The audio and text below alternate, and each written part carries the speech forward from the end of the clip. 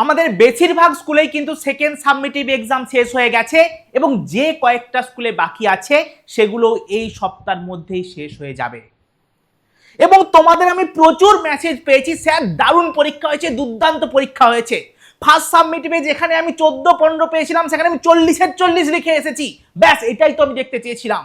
আমি এটাই দেখতে চেয়েছিলাম তোমাদের মধ্যে, যারা আমাকে সম্পূর্ণভাবে ফলো করেছো, যারা একদম প্রত্যেকটা কথা আমার ফলো করেছো, তারা নাম্বার বেশি পাবে, এটা আমি গ্যারান্টি দিচ্ছি। স্যার সেকেন্ড সাবমিটিভ তো শেষ হয়ে গেছে, এইবারে খেলা বড়।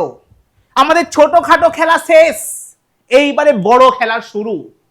ঠিক আছে, তার মানে বড় খেলা মানে বড় গেম প্ল্যান আমাদেরকে করতে হবে, ভালো করে গেম প্ল্যান করতে হবে, তবে আমরা সেই খেলায়ও 100-100 তুলে আসতে পারবো।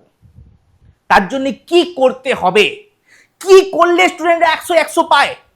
স্যার আমার এত বড় সিলেবাস, অমুক তুসুক ঢ্যাকুলা, হাজার অজুহাত থাকবে তোমাদের কাছে, না পড়ার হাজার অজুহাত থাকবে, কিন্তু পড়ার জন্য যদি একটা কারণ থাকে সেটাকে ধরেই কাঁপিয়ে দিতে হবে। ঠিক আছে, তো আজকের এই ক্লাসে আমি তোমাকে বলবো যে তোমার কি কি ভুল তোমরা এবার করতে চলেছো। প্রথম দিন থেকে সাবধান হয়ে যাও, আমি বলছি ভাই, প্রথম দিন থেকে সাবধান হয়ে যাও, ওই ভুলগুলো করো না। আমি বলছি তুমি টেস্টেও ভালো নাম্বার পাবে আর ফাইনালে তুমি 100-100 পেতে বাধ্য।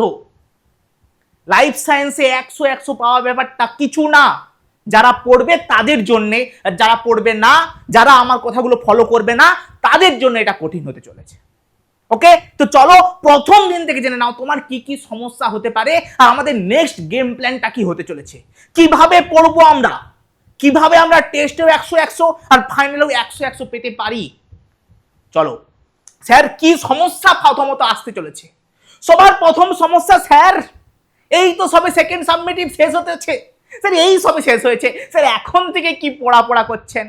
এখন থেকেই পড়তে হবে। তুমি যদি এখানে ব্রেক নিয়ে নাও, তুমি একটা সাইকেল চালাচ্ছিলে, তুমি একটা সাইকেলের গতি যাচ্ছিলে, একদম স্পিডে যাচ্ছ, তোমাকে উঠতে হবে কোথায় একটা উঁচুতে, তুমি স্পিডে যাচ্ছ, তোমার মনে হলো না এখানে একটু বসে পড়ি, তাহলে তোমাকে ওই স্পিডটা আনতে আবার পরিশ্রম করতে হবে, আবার পরিশ্রম করে তারপরে তোমাকে ওই উঁচুতে উঠতে হবে।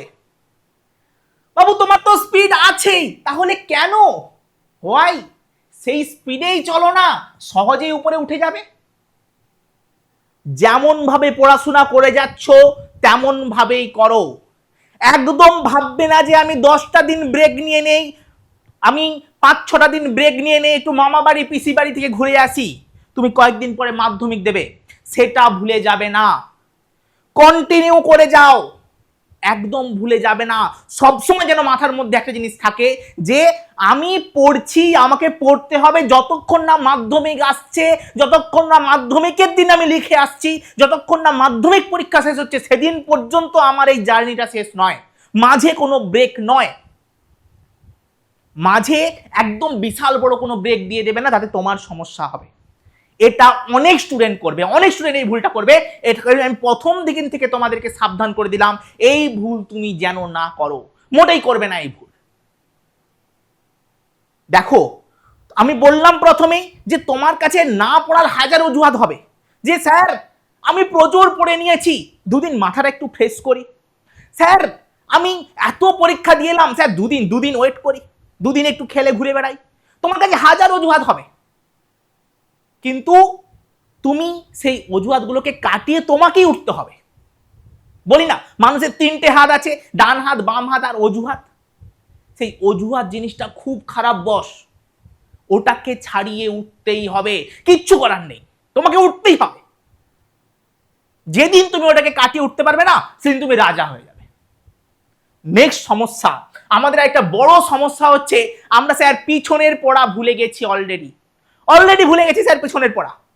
স্যার ফার্স্ট সাবমিটিভে কি পড়ে আসছিলাম, স্নায়ুতন্ত্র মাথা থেকে বেরিয়ে গেছে, স্যার চোখ টোক সব মাথা থেকে বেরিয়ে গেছে, কি করব? দেখো বাবু, পিছনের পড়া ভুলে যাওয়াটা শুধু তোমার সমস্যা নয়, শুধু এটা তোমার সমস্যা নয়, এটা পশ্চিমবঙ্গের যত স্টুডেন্ট আছে সবার সমস্যা। তাহলে কি করতে হবে স্যার?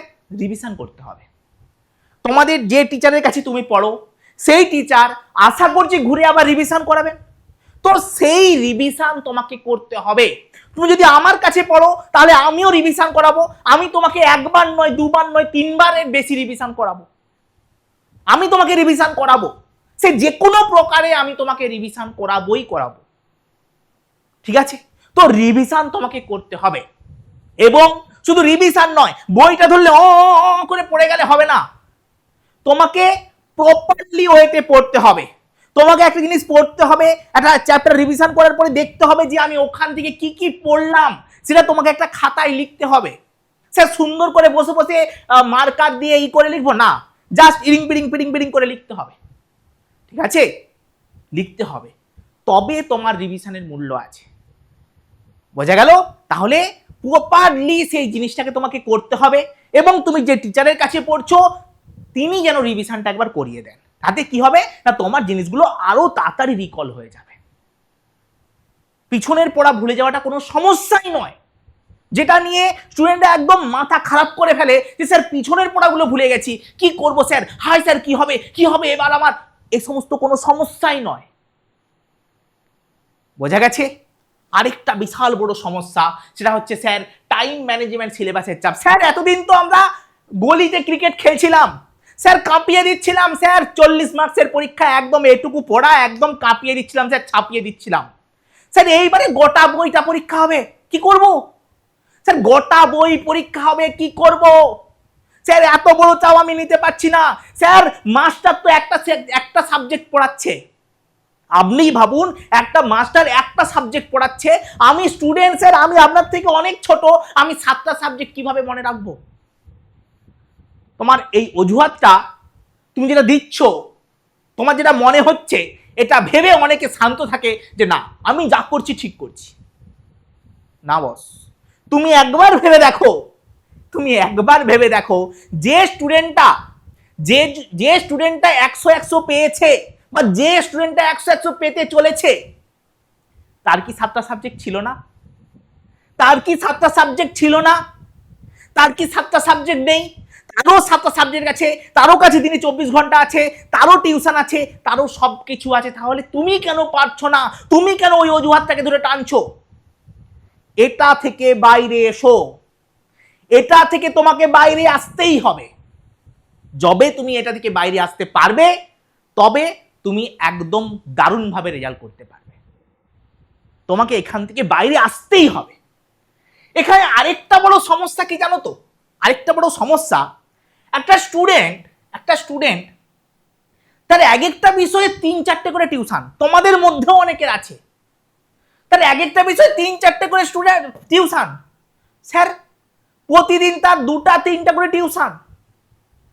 এবারে সেই স্টুডেন্টটা যখন দিনে স্কুল করছে, আরো 2-3টা টিউশন করছে, তারপরে সে যখন ঘরে আসছে, তার কি করে পড়ার মতো সেই ব্যাপারটা থাকবে? সে কি করে পড়বে? নিজে সেলফ স্টাডি করবে কিভাবে? আমি জানি এটা একটা বড় সমস্যা। অভিভাবকরা ভাবেন যে স্টুডেন্টটা যদি, আমার ছেলে বা আমার মেয়ে যদি 3টা স্যারের কাছে পড়ে, তাহলে আমার এই লাভ হয়ে যাবে। বাবু আমি তোমাকে আজকে একটা কথা বলছি, তুমি বড় হয়েছো, তুমি যথেষ্ট বড় হয়েছো, তোমার নিজের বোঝার ক্ষমতা আছে এবং তুমি বোঝাতেও পারবে তোমার বাবা মাকে।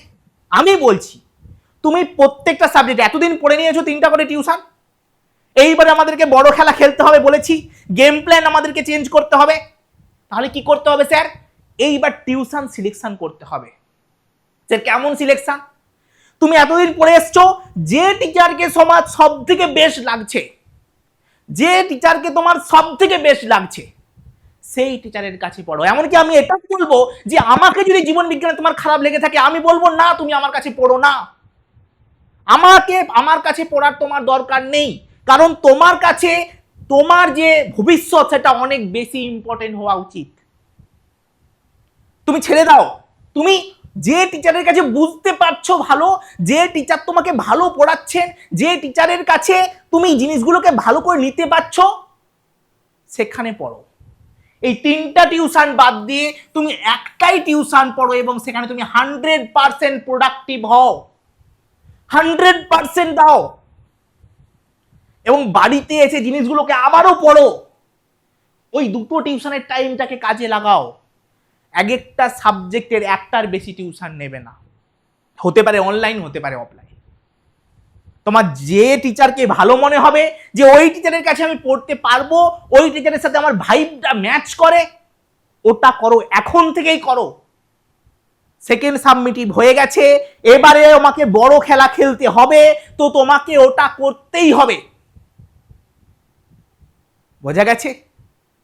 আরেকটা সমস্যা, সেটা হচ্ছে স্যার টাইম ম্যানেজমেন্টের মধ্যে আরেকটা সমস্যা কি আছে জানো তো? আমরা এই যে আমাদের কাছে একটা মোবাইল আছে না, ওতে আমরা প্রচুর টাইম অ্যাবিউজ করি, প্রচুর টাইম অ্যাবিউজ করি। আমি জানি ওতে ঘড়ি দেখা যায়, কিন্তু ওই ঘড়ির দিকে আমরা তাকাই না, ওই ঘড়ির দিকে আমরা তাকাই না, এটা হচ্ছে আমাদের একটা সমস্যা।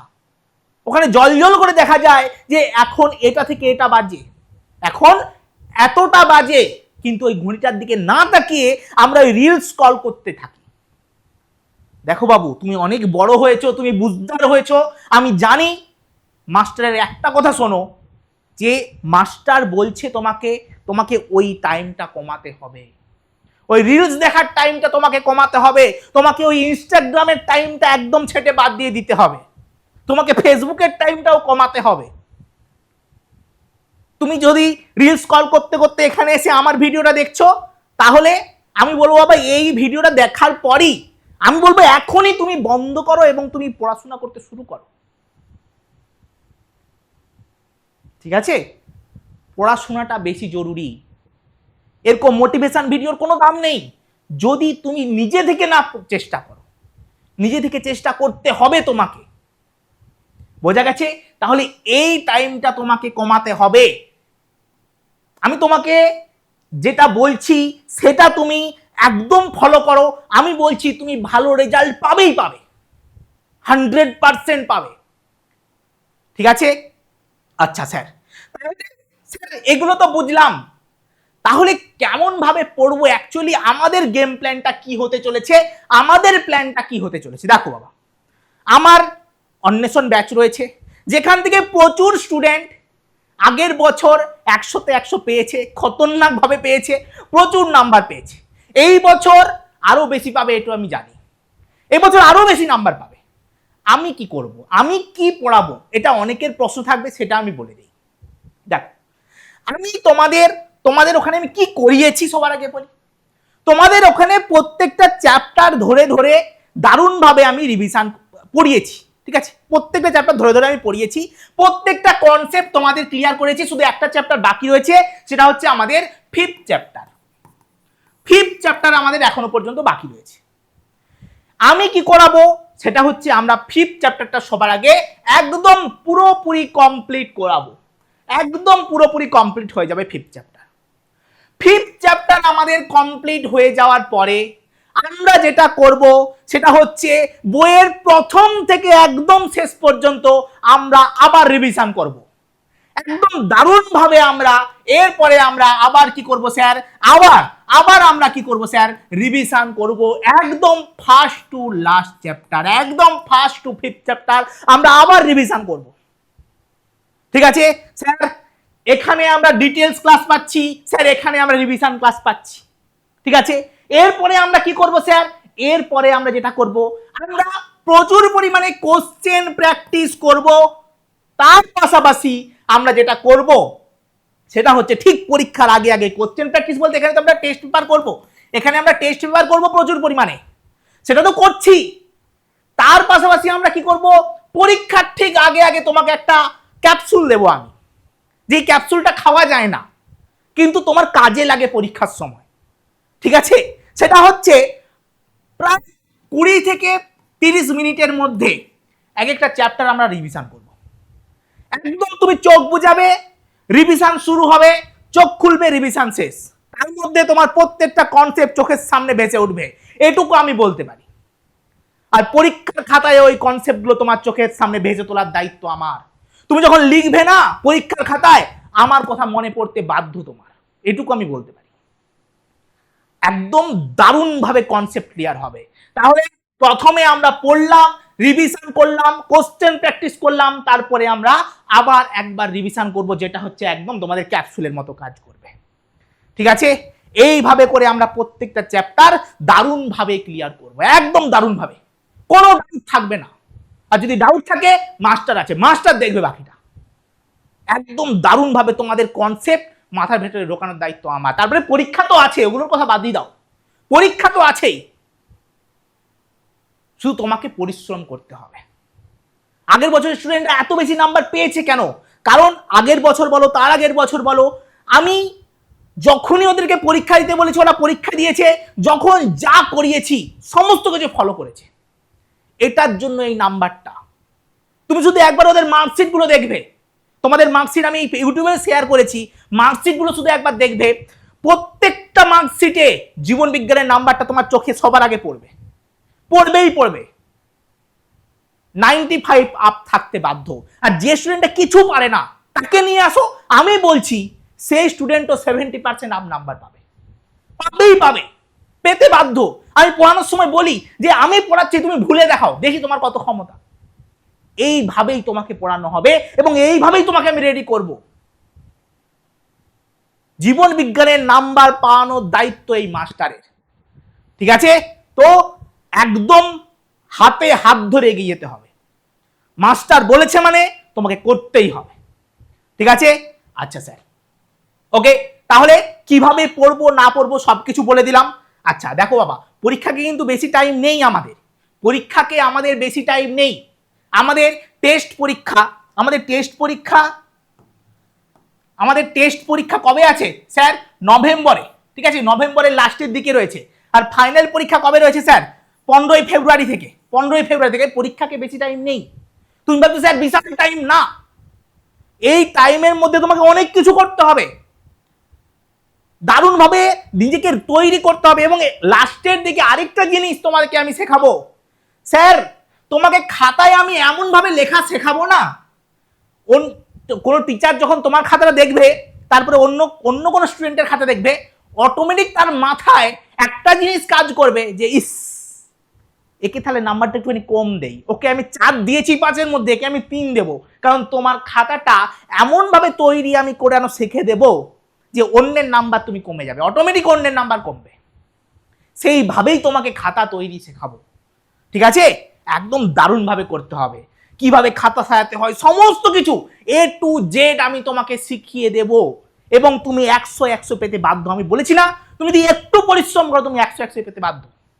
ওকে, চলো, এই হচ্ছে আমাদের টোটাল গল্প। আর স্যার আমাদের অনেকের প্রশ্ন, স্যার ব্যাচের ব্যাপারটা বলুন, স্যার ব্যাচে কিভাবে কি পড়ানো হবে না হবে সেটা একবার বলুন। যে স্যার ব্যাচে কি করব, স্যার কি হবে ওখানে? চলো, ব্যাচে তো কি হবে আমি বলে দিয়েছি। আর ব্যাচের প্রাইস সম্বন্ধে অনেকের সমস্যা আছে যে স্যার ব্যাচের প্রাইস 799, জীবন বিজ্ঞানের প্রাইস 799, বাংলা ভূগোল 599। স্যার ব্যাচে কি কোনো ডিসকাউন্ট আসবে না? দেখো বাবু, এই ব্যাচে তোমরা প্রচুর জিনিস পাচ্ছ, কি পাচ্ছ আমি বলে দিয়েছি। আর কোনো সমস্যা, আর কোনো মানে বলতে আর কোনো নেই। তুমি ওখানে ব্যাচ কেনার সাথে সাথে আগের ভিডিও যা আছে, আগের যা ক্লাস হয়েছে সব ক্লাস ডিটেলস ক্লাস পেয়ে যাবে। তারপরে যেগুলো হবে সেগুলো তো তোমরা শুনলেই যে কি কি হতে চলেছে ব্যাচে। স্যার এইবারে স্যার তোমাদেরকে একটা, তোমরা যেহেতু প্রচুর স্টুডেন্ট আমাকে বলছো যে স্যার একটা কিছু ব্যবস্থা করুন, তো তোমরা যদি এই কোডটা লাগাও ডিস 200, তুমি প্রত্যেকটা ব্যাচে 200 টাকা ডিসকাউন্ট পাবে। DIS 200, ঠিক আছে? DIS 200 এই কুপন কোডটা যদি তুমি ওখানে অ্যাপ্লাই করো, প্রত্যেকটা ব্যাচে তুমি 200 টাকা করে অফ পাবে। আশা করছি সমস্যার সমাধান হয়ে গেছে। এটা অফিসিয়াল অ্যানাউন্সমেন্ট নয়, মানে অফিসিয়াল অ্যানাউন্সমেন্ট বলতে এটা অফিসিয়ালি আমি অ্যানাউন্সমেন্ট করছি না, তো এটা আমি তোমাদের জন্য, তোমরা যেহেতু বলেছিলে যে স্যার কিছু একটা ব্যবস্থা করুন, তো তোমাদের জন্য আমি করে দিলাম। প্রত্যেকটা ব্যাচে তুমি 200 টাকা ডিসকাউন্ট পেয়ে যাবে। আমি চাইলে পারতাম যে অন্বেষণ 2.0, ঠিক আছে, একটা ব্যাচ লঞ্চ করে দিতে পারতাম, তাতে সমস্যা কি হতো? অনেকে তোমরা বলবে স্যার 2.0 আসে না। দেখো, প্রথমত আমি তোমাদের হাত একবার ধরেছি, মানে আমি বলেছিলাম, কথা দিয়েছিলাম যে একদম শেষ পর্যন্ত ধরে রাখবো। তোমাদের যে স্টুডেন্টটা একদম প্রথম দিন ভর্তি হয়েছে সেও একদম মাধ্যমিক পর্যন্ত আমি তার হাত ধরে রাখবো, তার হাত আমি ছাড়বো না। অতএব আমি তার কাছ থেকে ঘুরে আর কোনো পেমেন্ট নেব না, এইটুকু আমি বলেছিলাম, আমার কথা মানে কথা, ঠিক আছে? তো স্যার সেই স্টুডেন্টটাও এই ব্যাচেই থাকবে, তাকে আলাদা করে ব্যাচ নিতে হবে না। এইবারে তোমরা যে স্যার এখন কিনবে তোমাদের লাভ কি হবে? স্যার প্রথমে তো ক্লাস হয়ে গেছে, তাহলে আমরা এখন কিনে লাভ হবে কি? দেখো, প্রথমত আমি আবার ঘুরে পড়াবো, একদম ফ্রেশ ব্যাচের মতোই আবার ঘুরে পড়াবো গোটাটা, ঠিক আছে? তাহলে স্যার একদম নতুন ব্যাচের ফিলিংস পাচ্ছ। দ্বিতীয়ত, পুরানো যা হয়েছে, যা নোটস পত্র যা কিছু দিয়েছি, যা ক্লাস হয়েছে, সব ক্লাস পেয়ে যাবে। তাহলে লাভটা কার হচ্ছে? তোমাদের, ঠিক আছে? আচ্ছা, তাহলে এতে তোমাদের বেশি লাভ, এটার জন্যই এই ব্যবস্থা। ওকে, চলো তাহলে এই হচ্ছে আমাদের টোটাল গল্প। আর তোমাদের কিভাবে ব্যাচ কিনবে সেটা একবার বলে দেই। আমাদের নলেজ এ টু জেড থেকে, আমাদের প্লে স্টোর থেকে, প্লে স্টোরে গিয়ে সার্চ করবে নলেজ এ টু জেড, তোমরা এই অ্যাপটা দেখতে পাবে, ঠিক আছে? নলেজ এ টু জেড অ্যাপটা দেখতে পাবে। ওই অ্যাপটা ডাউনলোড করে নেবে। ডাউনলোড করে নেওয়ার পরে তোমার নাম, ফোন নাম্বার সমস্ত কিছু দিয়ে লগ ইন করবে। লগ ইন করে নেওয়ার পরে ওপেন করবে। ওপেন করলে এরকম দেখতে পাবে, ঠিক আছে? দেখতে পেলে তোমরা এখানে ক্লাস 10-তে ক্লিক করবে। তুমি ক্লাস 10-এ পড়ো, তো ক্লাস 10-তে ক্লিক করবে। 10-তে ক্লিক করলে তুমি 3টে ব্যাচ দেখতে পাবে, ঠিক আছে? 3টে ব্যাচ তুমি দেখতে পাবে। ওকে, 3টে ব্যাচ দেখতে পাওয়ার পরে তুমি যেই ব্যাচটা নেবে, তুমি প্রত্যেকটা, আমি বলবো যেহেতু ডিসকাউন্ট চলছে, তুমি প্রত্যেকটা ব্যাচই নাও, আরেকটা কথা বলে দিই, ডিসকাউন্টটা কিন্তু প্রথম 100 জনের জন্য, এটা ফার্স্ট 100 জনের জন্য, ঠিক আছে? 100 জনের জন্য মাথায় রাখবে, এটা কিন্তু ফার্স্ট 100 জনের জন্য। ওকে, এটা একদম মানে প্রপারলি নয়। অনেকে জিজ্ঞাসা করে যে স্যার কতদিন চলবে? ফার্স্ট 100 জনের এই ডিসকাউন্ট পাবে। 100 জন হয়ে গেলে ডিসকাউন্ট আবার মানে প্রথমে যে প্রাইস ছিল সেই প্রাইসে চলে যাবে। তো আপাতত 100 জনের জন্য এই ডিসকাউন্টটা রয়েছে। ওকে, আচ্ছা স্যার কিভাবে কি কিনবো? আচ্ছা হ্যাঁ, 10-তে ক্লিক করলে 3টা ব্যাচ দেখতে পাবে।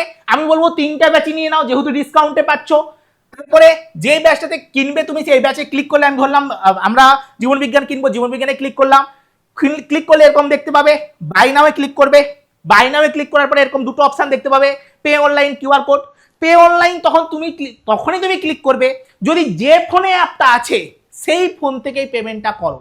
সেই ফোন থেকে যদি তুমি পেমেন্ট করো, পে অনলাইনে ক্লিক করার পরেই গুগল পে, ফোন পে সব কিছু অপশান দেখাবে, তুমি ক্লিক করে তুমি পেমেন্ট করে দিও। যদি অন্য ফোন থেকে পেমেন্ট করতে হয়, মানে যে ফোনে অ্যাপটা আছে অন্য ফোন থেকে তুমি পেমেন্ট করবে, তাহলে কিউআর কোডে ক্লিক করবে, কিউআর কোড ওপেন হয়ে যাবে, তুমি স্ক্যান করে পেমেন্ট করে দিও, ব্যাস।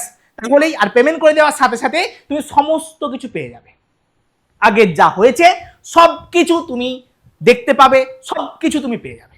ওকে, আশা করছি বুঝতে পেরেছো।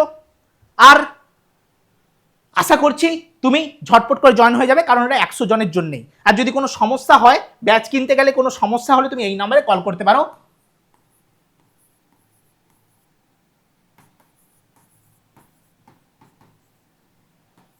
এই নাম্বারে তুমি কল করবে 8900058615। ওকে, ডান। দেখো বাবা, আমি আবারও বলছি, এটা মাধ্যমিক, তো তোমাকে সেইভাবে রেডি হতে হবে। তোমাকে একটা জিনিসকে বারবার রিভিশন করে করে এমন করতে হবে যে জিনিসটা তোমার কাছে যেন জলভাত হয়ে যায়, বোঝা গেছে?